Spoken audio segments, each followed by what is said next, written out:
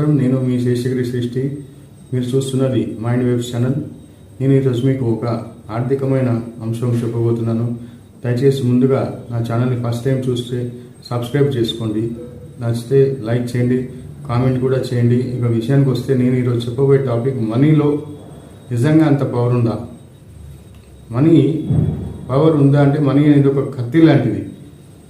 ఆ కత్తిని మనం కూరగాయలు కోసుకొని ఉపయోగించుకోవచ్చు, లేదు మనం పీకలు కోసుకోవడం కూడా ఉపయోగించుకోవచ్చు. మనీ కూడా సరిగ్గా ఒక కత్తి లాంటిదే. నువ్వు ఎలా ఉపయోగిస్తావు మనీని, దాన్ని బట్టి అది పవర్ఫుల్ వెపనా.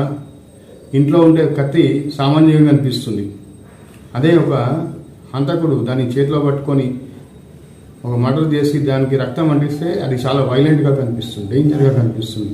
అది మనీ, ఆ కత్తి పవర్ఫుల్గా కనిపిస్తుంది. నిన్నటి వరకు మన ఇంట్లో ఉండే కిచెన్లో ఉండే కత్తి కూడా ఒక ఆయుధం అని మనకు తెలుస్తుంది, పవర్ఫుల్ ఆయుధం, వెపన్ అని. సో అలాగే డబ్బు కూడా నువ్వు కష్టపడి సంపాదించినప్పుడు దాని విలువ తెలుస్తుంది, దాని మీద పవర్ ఏంటో తెలుస్తుంది.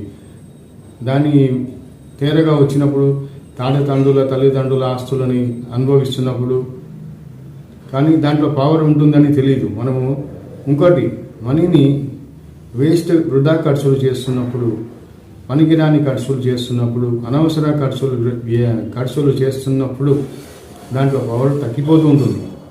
ఎస్, ఇది మీరు నిజమే. మీరు ఎంతైతే దుబారా చేస్తారో అనవసరమైన ఖర్చులు, రిటర్న్స్ రాని ఖర్చులు, మనీ పవర్ తగ్గిపోతుంది. ఆటోమేటిక్గా మీ పవర్ తగ్గిపోతుంది. అసలు మనీతో పవర్ వస్తుంది అంటే దాన్ని రెట్టింపు చేస్తుంటే, అంటే అసెట్స్ మీద కానీ, పొలాలు, గోల్డ్, మ్యూచువల్ ఫండ్స్, పాలసీస్, ఇలా డబ్బు ఇచ్చే వాటి మీద మనం ఇన్వెస్ట్ చేస్తే అది ఇవ్వాలి కాదు, లాంగ్ టర్మ్లో కూడా కావచ్చు, మనీ పవర్ పెరుగుతుంది. ఇక ఇది మనీ ఒక గొప్ప రహస్యం. మనీలో పవర్ ఉంది, కానీ ఆ పవర్ని మీరు మిస్యూజ్ చేస్తే పవర్ అనేది రోజు రోజుకి వీక్ అయిపోతుంది. మనీ లేకపోతే మీకు ఒక పవర్ ఉండదు. నా వీడియో మీకు నచ్చితే లైక్ చేయండి. అందరూ ఆర్థికంగా పవర్ఫుల్గా, మనీ పరంగా ఎదగాలని నేను కోరుకుంటున్నాను. Thank you for watching me.